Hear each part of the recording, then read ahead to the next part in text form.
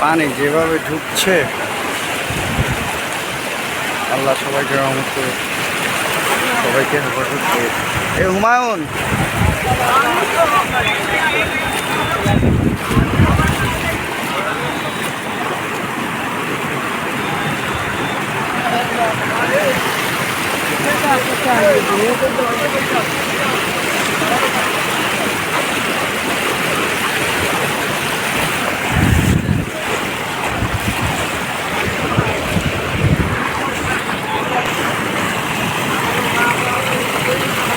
ওই দিকে সব ফুল হয়ে গেছে অলরেডি, এইদিকে সব ঢালুর দিকে সব পানি নেমে যাচ্ছে।